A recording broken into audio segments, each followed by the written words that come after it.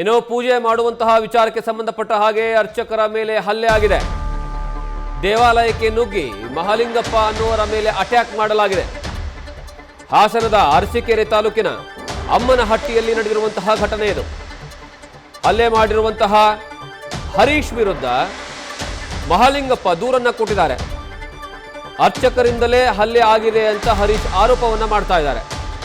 ಘಟನೆಯ ಸಂಬಂಧ ದೂರು ಮತ್ತೆ ಪ್ರತಿ ದೂರು ದಾಖಲಾಗಿದ್ದಾವೆ. ಸದ್ಯ ತನಿಖೆ ನಡೀತಾ ಇದೆ.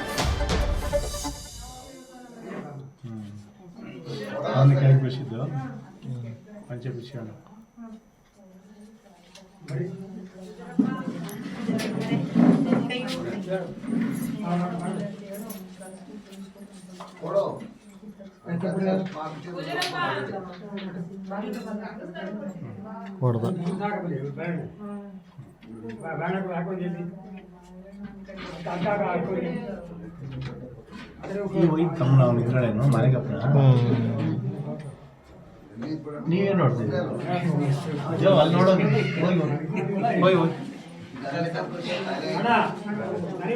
ಅಲ್ಲಿ ಹೊರಗೆ ಹೋಗೋ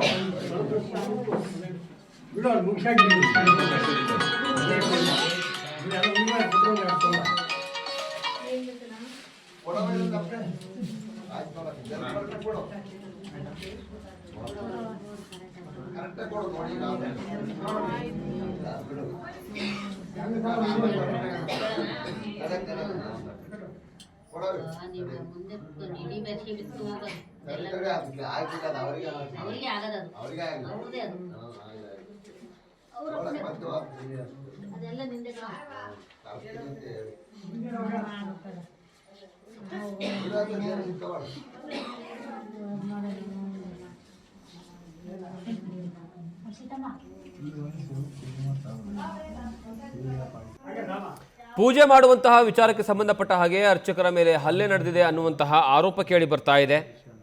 ನೀವು ದೃಶ್ಯಾವಳಿಗಳನ್ನು ಸಹ ನೋಡ್ತಾ ಇದ್ದೀರಾ. ಅಲ್ಲಿ ಒಬ್ಬರು ಅರ್ಚಕರಿದ್ದಾರೆ.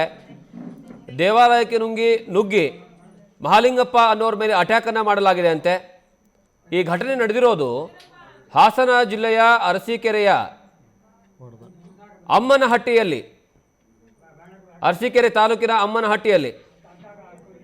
ಈ ಬಗ್ಗೆ ಹೆಚ್ಚಿನ ಮಾಹಿತಿ ನಮ್ಮ ಪ್ರತಿನಿಧಿ ಕಿರಣ್ ಕೊಡ್ತಾರೆ. ಕಿರಣ್, ಈ ಘಟನೆ ಏನು, ಯಾವ ಕಾರಣಕ್ಕಾಗಿ ಗಲಾಟೆ ಆಯಿತು, ಯಾವಾಗ ಗಲಾಟೆ ಆಯಿತು, ಅವರ ಬೇಡಿಕೆ ಆದರೂ ಏನಿತ್ತು ಅಂತ? ಜಗದೀಶ್, ಏನು ಪೂಜೆ ಮಾಡುವ ವಿಚಾರಕ್ಕೆ ಸಂಬಂಧಪಟ್ಟಂತೆ ಅಲ್ಲೇ ಆದಂತ ಘಟನೆ ನಡೆದಿರುವಂತದ್ದು ಹಾಸನ ಜಿಲ್ಲೆಯ ಅರಸೀಕೆರೆ ತಾಲೂಕಿನ ಅಮ್ಮನಹಟ್ಟಿ ಗ್ರಾಮದಲ್ಲಿ.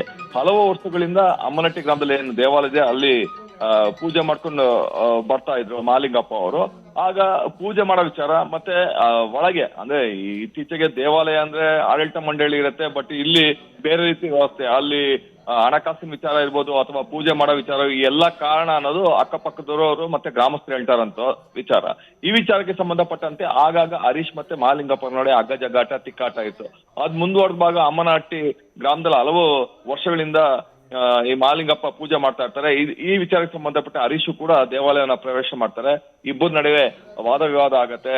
ವಾಗ್ವಾದ ಕೈ ಮೀರಿ ಹೋಗಿ ಏನು ಹರೀಶ್ ಮಹಾಲಿಂಗಪ್ಪನ ಮೇಲೆ ಹಲ್ಲೆ ಮಾಡುವಂತ ಘಟನೆ ಕೂಡ ನಡೆದಿರುವಂತದ್ದು. ಕೂಡಲೇ ಅಲ್ಲಿ ಸ್ಥಳೀಯರು ಇರ್ತಾರೆ. ಸ್ಥಳೀಯರು ಈ ಗಲಾಟೆಯನ್ನ ಜಗಳವನ್ನ ಬಿಡಿಸ್ತಾರೆ.